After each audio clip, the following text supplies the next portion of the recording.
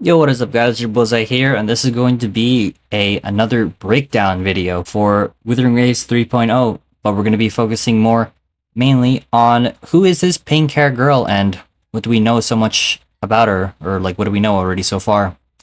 And this is also going to be a little bit of like a theory crafting video, but I'll try and keep my speculations sort of to a realistic. Again, no matter if it's a speculation video or just a breakdown video, just again, take it with a grain of salt, guys. This is all possibly going to change, but I'm only just using the evidence that I know and also what we know so far about currently. So anyways, let's get on with this little breakdown. Now, for starters, in order for us to understand more about the mysterious pink-haired girl we encountered upon entering the tunnel to the academy at the start of 3.0, we need to understand a little bit more about Lahai Roi and its uniqueness to other regions. And there's a big reason for that. One of the first things we learned, of course, thanks to Shorekeeper, good waifu by the way. Unlike other regions on Solaris, Lahai Roi has no sentinel to guide its civilization. Lahai Roi does have a Thenardian, yet evidence of its existence is the creation of the void worms, and also what Mornier mentioned is the deadly void storms too. Lahai Roi is constantly shrouded in the void storm, a byproduct of the void-born Thenardian. Now anyways, moving more on to now on the bizarre absence of an existing sentinel. It is more shrouded in mystery. Lahai Roi may not have a sentinel guarding its people, however an ancient piece of machinery was left behind by what they claim to be from an ancient civilization, mentioned of course by Professor Voss. The Exostrider. Even after all these years of research, no one knows which civilization built it. Some think it shares the same origin as the Sentinels, but no Sentinel has ever confirmed that. Which is basically for short a Janmech that was built by the ancient people who lived before them to counter and fight the Thenardian. This Exostrider, or is so-called, is not just some myth or some telltale. It actually was teased in the trailer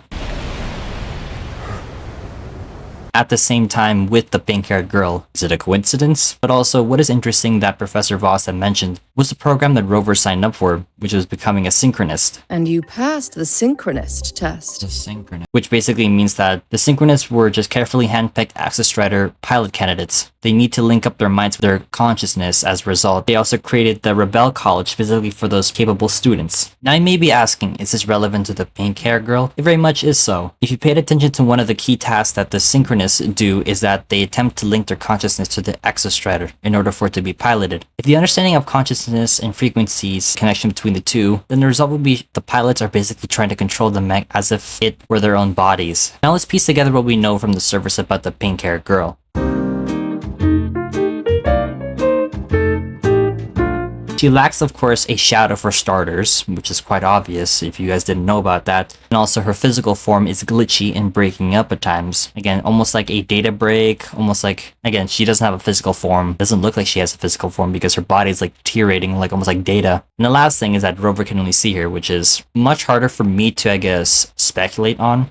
Normally that means that Rover has something similar or is unique like her, which is kind of obvious because we have seen many times already where Rover can see people in which normal people, I guess, or normal resonators cannot, I guess. And now, of course, we have reached to the part of the video where my theories begin to formulate. And so this is purely speculation. So again, take it with a grain of salt. From finishing the main story and even looking back at the footage to understand more about parts of the story that is blurry and top it off, even rewatching my trailer video, I got a whole new perspective and two possible theories surfacing. Theory 1. This one is less formulated but has some interesting points to consider. Professor Voss talked about the existence of the Exostrider and how they do not know where the mech came from. She even pointed out that it can be linked to the Sentinels, which is unlikely, she quoted. However, personally, I see it going this way. Now, this is exactly where my perspective comes into play. At a moment in time during the existence of the ancient people, there was a Sentinel that did exist at a certain time, but for some unknown reason or event caused it to be brought to the verge of death. Just the Thenardian just straight outwardly just killed it. Basically, they had to build the Exostrider to sort of aid it or help it in some way in order for it to the mech to be even like a good tool to help them win the fight or some sort of war against it. They needed someone who pretty much a good consciousness, I guess, in some terms, or I guess the perfect candidate, almost like a guinea pig, I guess. But in turn, they turned to the pink-haired girl as the possible pilot. Basically, what I'm trying to say is that the pink-haired girl could be a possible descendant of the ancient people. This theory is not the most concrete, but it has some points that could be viable. Now, again, theory 1, it's murky and stuff, so I will do admit it is not a very good theory. I did different angles, you can say. Now, we move on to theory 2. Theory 2. This is much more carefully thought out, and it does bridge some gaps to some information we know about the pink-haired girl. Bringing up the synchronous program, again, since before she ended up where she is now, she was a student at the Rebel College for Synchronists at a certain point alongside Rover. That was before the memory wipe, which I'll come back to later on at the end of this. During one of her actual tests to try and link her consciousness with the Exostrider, something failed or an error during the transfer sequence which caused her to be a victim of an accident or a failed consciousness attempt, which resulted her in simpler terms, basically living between like the border between life and death, which explains why her body is not a physical one and also explains why it's sort of like a data breaking thing where she like I guess a part of it is still stuck with the mech and also part of it is not sort of stuck in the mech. And the dots were connecting for why Rover can only see her, but everyone else. Rover's always been special and can see things others cannot. And we have seen many times throughout many stories before. And my last point is the recording before the ending of Chisa's main story. The universe has rejected us. Is this the answer you've been seeking? I hope to make you proud. I hope I haven't let you down. There are some key words that again, even Rover herself even thought maybe it could be her, which again increases the likelihood that it can be her. And that girl who appeared out of nowhere. The universe. Her voice was like the one I heard over the radio in Honami City. And of course, she had mentioned something interesting about the universe, of course, rejecting them, in quote, and also, quote unquote, is this the answer you've been seeking? So she knew to a degree about Rover's memory wipe, because why would she bring this up at all if, quote unquote, is this the answer you've been seeking? Because it's not the first time that we've heard someone say that before. I think it was Shorekeeper that did say that we were looking for a certain answer or something like that. This pink-haired girl does know about Rover's memory wipe. So again, which proves more about the theory that they have some sort of history, which is also a little bit of a part of that. I think I would lean more into theory 2, but again, it's so early for me to even speculate this much. And of course, we're gonna bring up the memory wipe thing as I mentioned last time. Whoever spoke on that radio, either it had to be someone that we knew again from the past.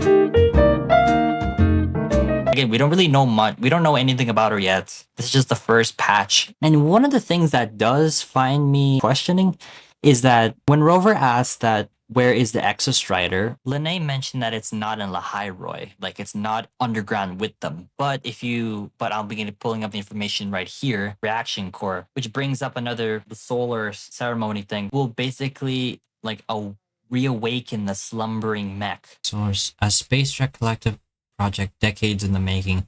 Replace the reactor drive in the sky with Helios, an artificial sun engineering in the region. Drive that has power. Source to awaken the Exostrider slumbering in the Frostlands, all while keeping the Lahai Roi ecosystem stable. Which means, again, the mech is not underground, but it's in the surface somewhere. That's pretty much for today's video, and like I said from the very start and halfway of this video, mentioned that my theory, again, it is subject to change, and this is, again, just me just putting out my theories and, just letting you guys think about it. And who knows, maybe someone agrees, maybe they don't agree, but it's debating, it's not debating, but sort of like I like to see your guys' perspective on it.